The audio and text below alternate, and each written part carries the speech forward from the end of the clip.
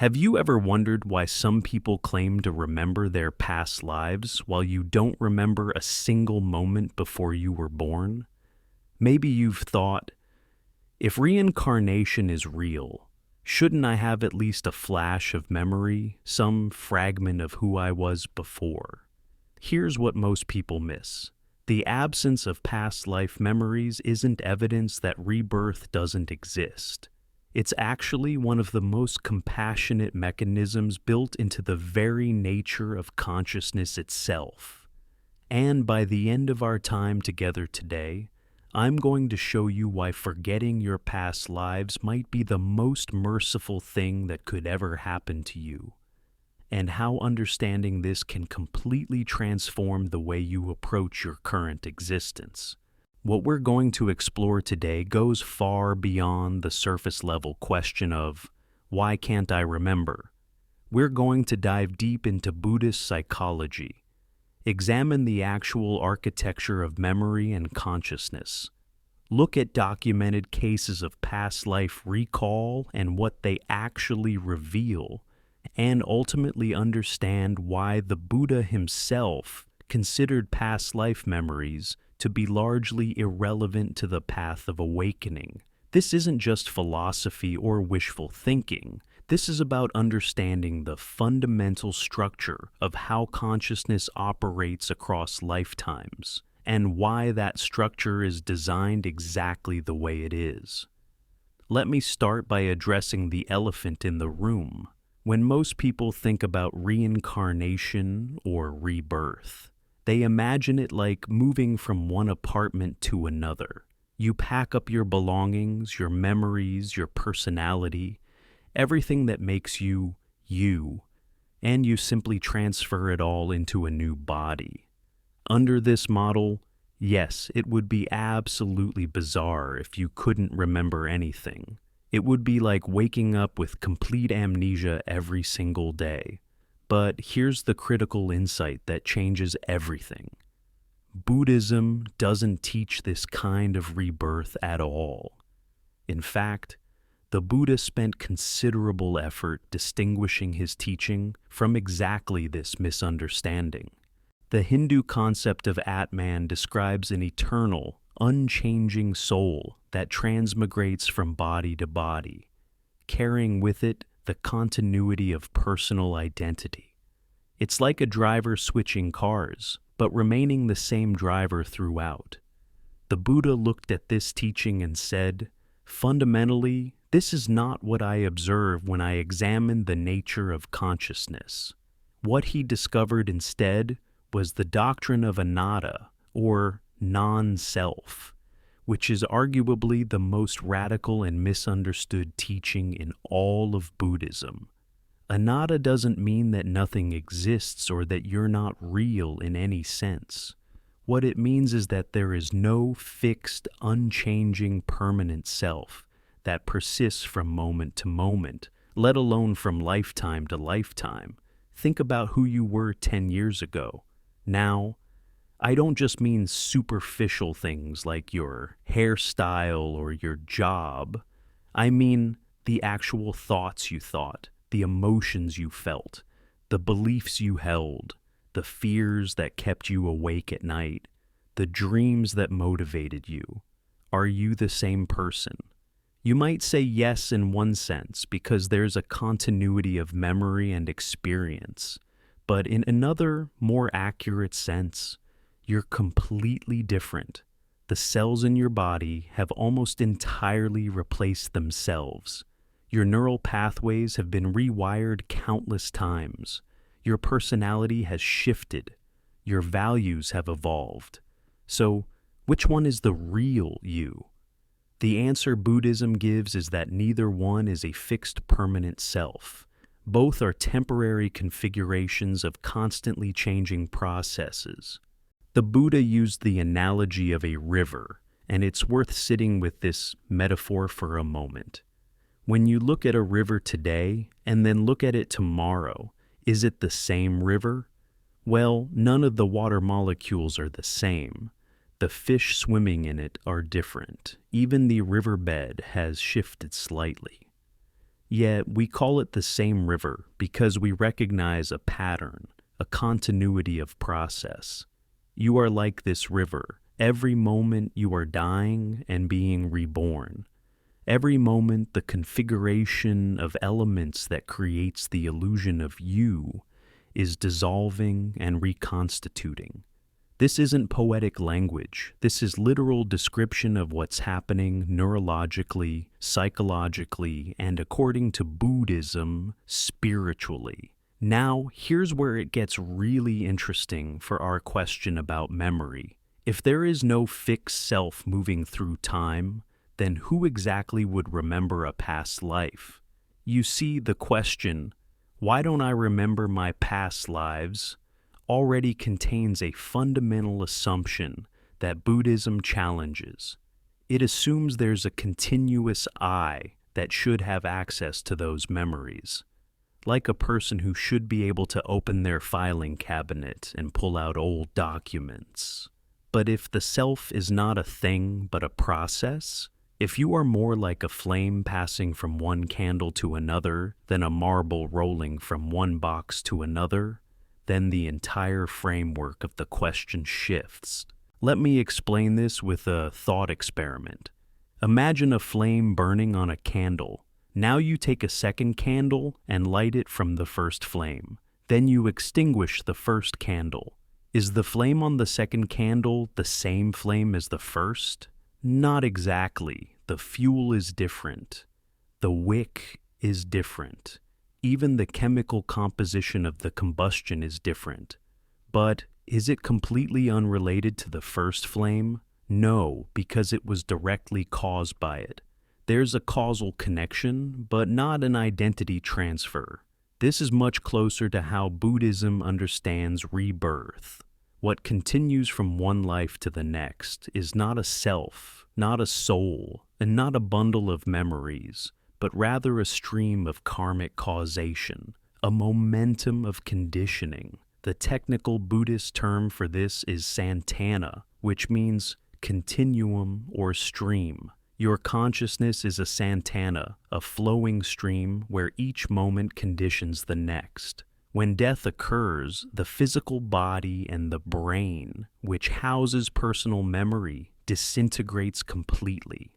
But the karmic momentum, the deep conditioning, the patterns of craving and aversion, the fundamental ignorance about the nature of reality, these continue to exert causal influence. It's like dropping a stone into a pond. The stone sinks and disappears, but the ripples continue outward. The stone is gone, but its effect persists. Your actions, intentions, and mental habits are like that stone. The personal you may die, but the ripples of cause and effect continue, eventually giving rise to a new configuration of consciousness we call rebirth. Now, I know what some of you are thinking. This sounds abstract, maybe even evasive. If there's no self, if it's just impersonal processes, then why should I care about moral behavior? Why should I care about karma or rebirth at all? This is actually a very old objection, and it was posed to the Buddha directly. His response was brilliant. He said, "Imagine you're a farmer. You plant seeds in your field. The person who eventually harvests those crops is not the same person who planted them. In the months between planting and harvest, every cell in your body will have changed. Your thoughts will have evolved. Your circumstances will have shifted. But do you plant the seeds? Of course you do, because you understand causal continuity. The person who harvests is causally connected to the person who plants, even though they're not identical. In the same way, the being who experiences the results of your karma is not you in any absolute sense, but it's not someone else either. It's the being who arises in your causal stream, shaped by the very intentions and actions you're setting in motion right now. So, the question of memory takes on a completely different dimension when you understand this. You're not trying to remember who you were, because that who was never a fixed thing to begin with. What you're dealing with instead are the deep karmic patterns, the habitual tendencies, the embedded conditioning that shapes how you perceive, react, and exist in the world. Let me give you a concrete example of how this actually plays out. Imagine someone who, in a previous life, lived in a war zone. They experienced constant fear, hypervigilance, trauma. That person dies, and a new consciousness arises in their karmic stream, born into a peaceful, stable environment. They have no explicit memory of the war, no conscious recollection of the trauma, but they might find themselves with inexplicable anxiety, sudden panic attacks when they hear loud noises, difficulty trusting others, a pervasive sense that the world is fundamentally unsafe. These aren't memories in the conventional sense. They're karmic imprints, deep conditioning that shapes their psychological baseline. Now, modern psychology would call this something like generalized anxiety disorder, and might look for causes in early childhood or genetics. Buddhism would say yes, those factors matter. But there's also a deeper level of causation that extends beyond this single lifetime. The conditioning from previous existences creates tendencies, proclivities, what Buddhism calls vasanas, or latent tendencies. You might have an inexplicable affinity for certain skills. You pick up a musical instrument and it feels strangely natural, as though your hands already know what to do. Or you visit a place you've never been before and feel an overwhelming sense of familiarity or even homesickness. These aren't usually full memories. They're echoes, resonances, karmic ripples from previous configurations of your consciousness stream. Some Buddhist schools, particularly in the Yogacara tradition, describe this through the concept of Alaya-Vijnana, the storehouse consciousness. Think of it as a deep repository beneath ordinary awareness where karmic seeds are stored. These seeds are called bija in Sanskrit. Every action you perform, every intention you generate, plants a seed in this storehouse consciousness. Most of these seeds remain dormant, but under the right conditions, they sprout, giving rise to experiences, tendencies, fears, and attractions that seem to come from nowhere. Your surface consciousness, your everyday awareness, doesn't have access to this deeper level. It's like the difference between the waves on the surface of the ocean and the deep currents far below. The surface doesn't know the deep, but the deep shapes the surface. So, when we ask why we don't remember past lives, part of the answer is structural. The mechanism of memory as we understand it, episodic memory, autobiographical memory, depends entirely on the hippocampus and other brain structures that completely dissolve at death. Asking why you don't remember your past life using your current brain is like asking why your computer doesn't remember what was on your previous computer's hard drive. The hardware that stored that information no longer exists. What continues is not the data, but something more fundamental, the underlying patterns, the karmic code that shapes how the new system operates. But there's another, even more profound reason for forgetting, and this is where Buddhist psychology reveals its deep wisdom about the nature of consciousness and suffering. The Buddha taught that our suffering arises primarily from attachment, from clinging to things that are impermanent as though they were permanent. At the root of all attachment is the illusion of a solid, permanent self. We construct an identity, a story about who we are, and then we suffer when reality contradicts that story or threatens to dissolve it. Now, imagine if you had vivid memories of past lives. You remember being a king in one life, a beggar in another, a warrior, a mother, a criminal, a saint. How would you construct a coherent sense of self with all of that contradictory information? More importantly, how would you let go of attachment to those identities? If you remembered ruling a kingdom, would you be able to accept a humble, ordinary life now? If you remembered being murdered, could you forgive your current circumstances or the people around you? If you remembered committing terrible acts, could you function without being crushed by guilt? The weight of unfiltered karmic memory would be psychologically unbearable.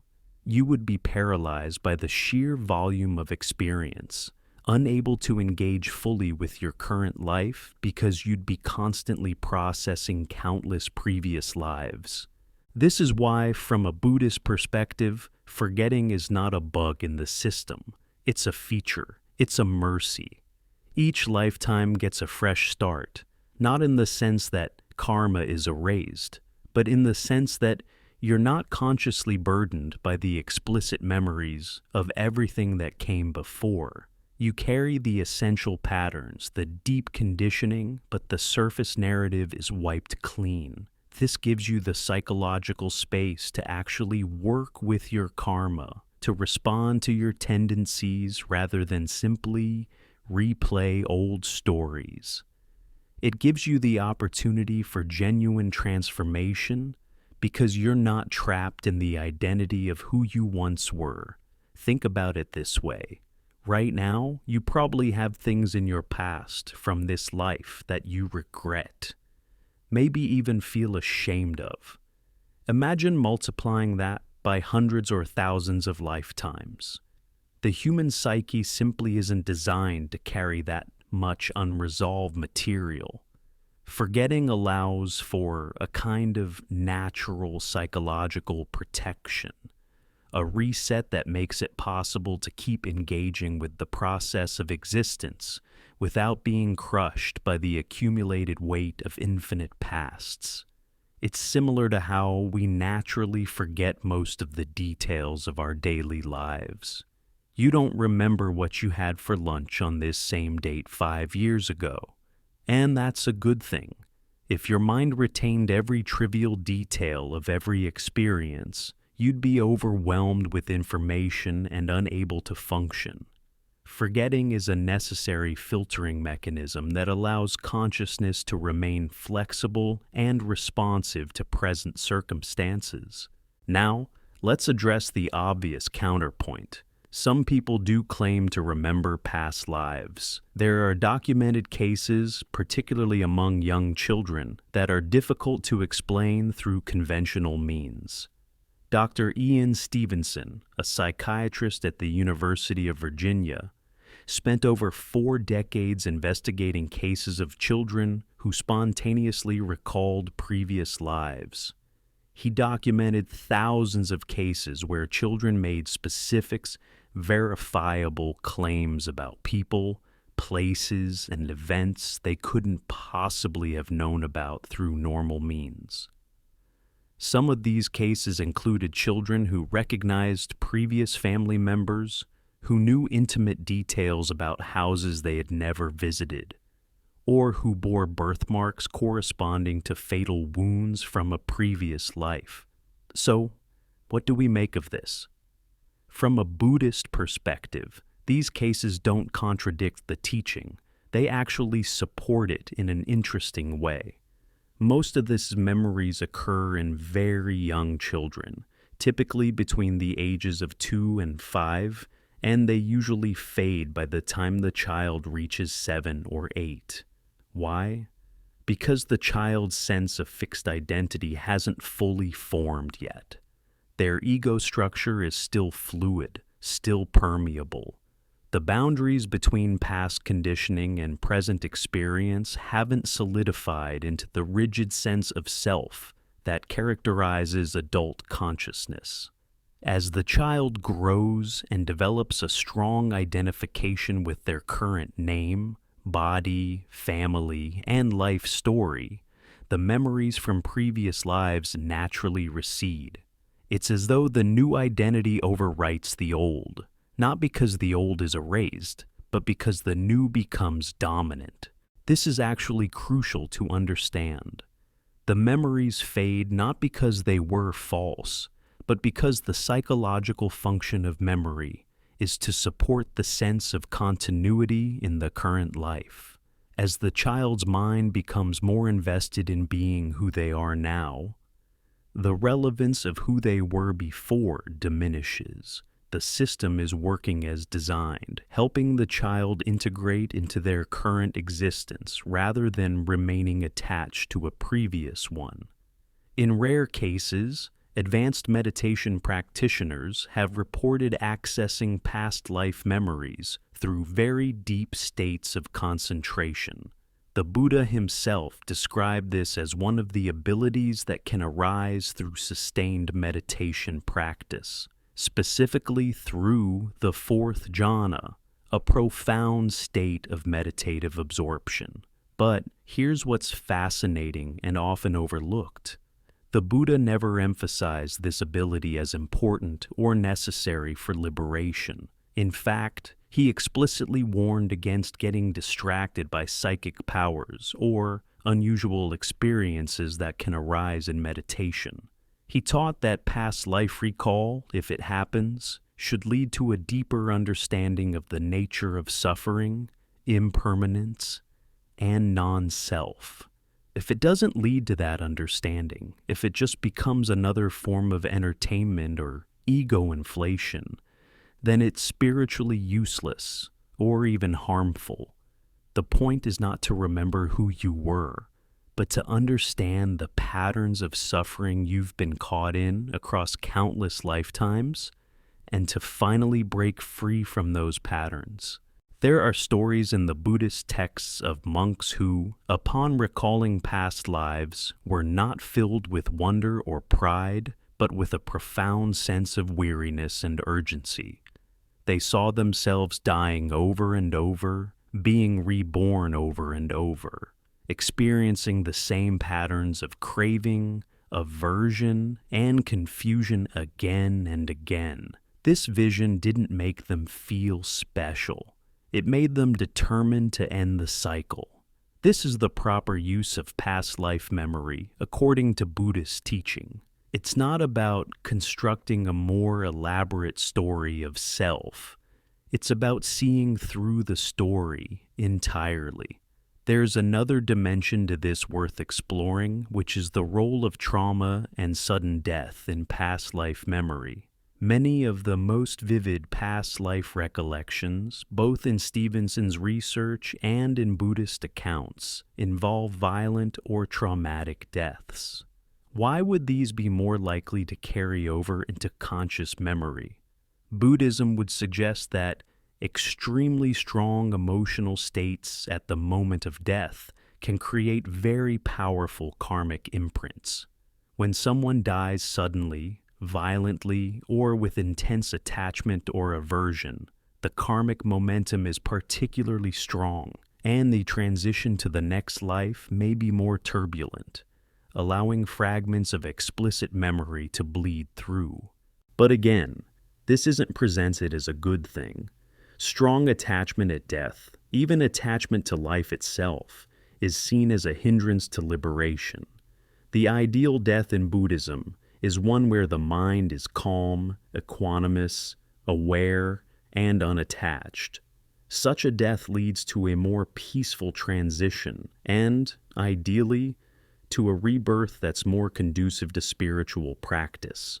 Clinging desperately to the old life, whether through fear or attachment, creates exactly the kind of karmic turbulence that might leave disturbing imprints. So past life memories, especially traumatic ones, may actually indicate a less skillful death and rebirth process, not a more advanced one.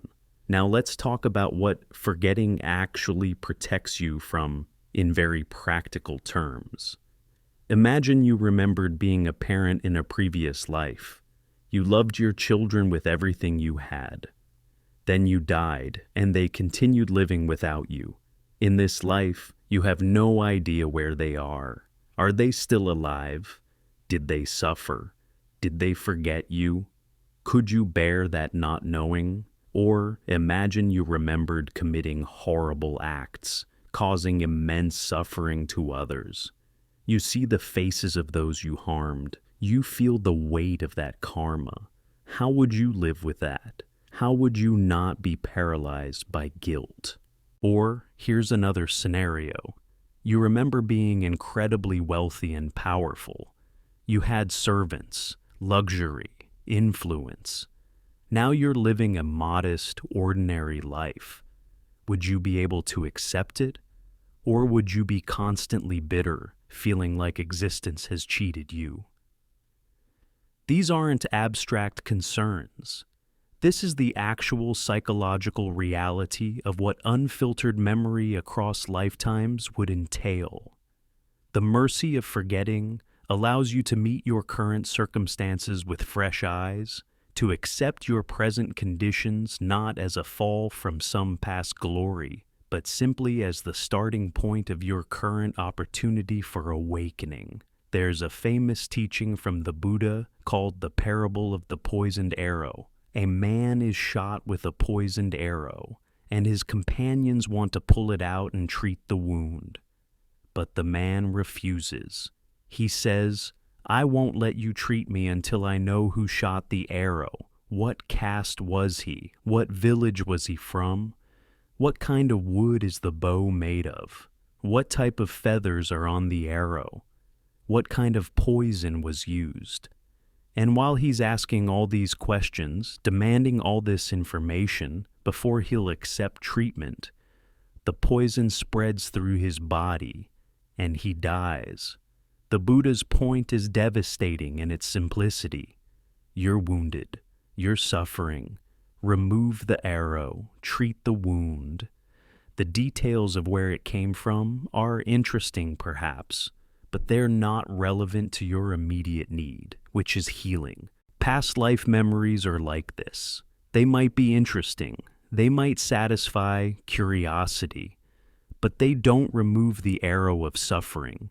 Only present moment awareness, ethical conduct, mental cultivation, and wisdom about the true nature of reality can do that. The path to liberation is not found in the past. It's not found in memories of who you were. It's found in direct examination of what's happening right now, in this moment, in this mind, in this body. What are you craving? What are you resisting? What are you ignoring? These are the questions that matter, and you don't need past life memories to answer them. This brings us to what might be the most liberating insight of all. When you're no longer defined by past identities, when you're not carrying the weight of who you've been across countless lifetimes, you become truly available to the present moment. You become available to change in a way that's not possible if you're locked into a rigid sense of self based on accumulated memory. Buddhism teaches that liberation, nirvana, is possible in this very life, regardless of what came before. You don't need to remember your past lives to become enlightened. You don't need to know how many times you've been reborn or in what forms. You simply need to see clearly the nature of suffering and its causes, and to walk the path that leads to its cessation. This is why the Buddha's teaching is sometimes called the middle way. It avoids two extremes. On one side is the extreme of eternalism, the belief in a permanent, unchanging soul that carries continuous identity across lifetimes. On the other side is the extreme of annihilationism, the belief that death is complete extinction with no continuity at all. The middle way acknowledges continuity, karmic causation, rebirth, but without a permanent self. It's a causally connected process without a fixed entity traveling through it. And in that teaching, the question of memory becomes much less urgent. What matters is not what you remember, but what you do right now with the consciousness you have, with the opportunities you're given, with the karmic patterns you can observe operating in your present experience. Let me share one final perspective that I think brings this all together. In Tibetan Buddhism, there's a practice called Phawa, which is the practice of conscious dying. Advanced practitioners train their minds so that at the moment of death, they can maintain awareness and even influence the trajectory of their next rebirth. But even in these teachings, the emphasis is not on preserving memory. The emphasis is on maintaining clarity, compassion, and wisdom at the transition point. The goal is not to remember who you were, but to ensure that whatever arises next is shaped by wholesome rather than unwholesome states of mind. This tells us something profound about the Buddhist view of what really matters. It's not the continuity of personal narrative, it's the quality of consciousness, the depth of wisdom, the capacity for love and compassion. These qualities can develop and deepen across lifetimes, without any need for explicit memory. In fact, they develop more purely when they're not entangled with ego, with the story of me and my past and my accumulated experiences. True spiritual development is about transcending the self, not about building a more elaborate self-story that spans multiple lifetimes. So, where does this leave us? If you can't remember your past lives, that's not a problem. It's not evidence against rebirth. It's not a flaw in your spiritual development. It's actually the natural and merciful functioning of consciousness as it transitions from one life to the next. The karmic patterns, the deep conditioning, the essential momentum of your mental stream, all of this continues and shapes your present experience. But the surface narrative, the explicit memories, these dissolve, allowing you to engage fully with your current life without being crushed by the weight of infinite pasts. And if you're one of the rare individuals who does have past life memories, that's not necessarily a sign of advanced spiritual development either. It might just mean that the conditions at your death and rebirth were such that some explicit memory carried over. What matters is what you do with any experience you have.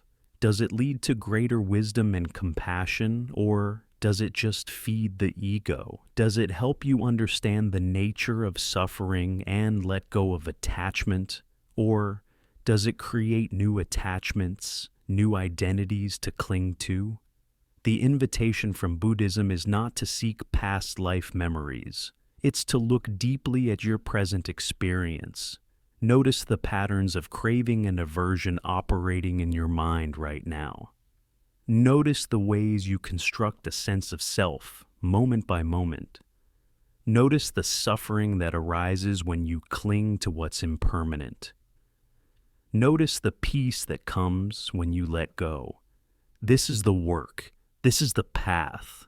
And it doesn't require you to remember anything from before you were born. In fact, here's the beautiful paradox at the heart of all of this. The more you let go of needing to know who you were, the more you let go of needing to construct and defend a solid sense of self, the closer you come to the kind of freedom the Buddha pointed to. Because that freedom is not about having more knowledge or more memories. It's about seeing through the illusion of the separate self entirely, understanding yourself not as a fixed entity, but as a fluid process, and finding peace in that understanding. So, perhaps the real question isn't why you don't remember your past lives. Perhaps the real question is, who is it that would remember? And when you look for that one, when you really search for this solid self that you assume should have those memories, what do you find? You find thoughts arising and passing, sensations appearing and dissolving, emotions emerging and fading. You find a stream of experience, but no experiencer. You find life happening, but no solid liver, and in that direct seeing, in that moment of clear recognition, the question itself dissolves, not because it's been answered, but because it's been seen through. This is the gift that forgetting offers you, not the burden of remembering who you've been, but the freedom of discovering what you actually are, right now, in this moment. Not a fixed self carrying a suitcase of memories through infinite lifetimes, but awareness itself, temporarily configured in this particular form, available to wake up, to let go, to love, to be free. That's what the Buddha discovered. That's what he taught. And that's what's available to you, not in memories of the past, but in the simple, direct experience of this present moment, exactly as it is.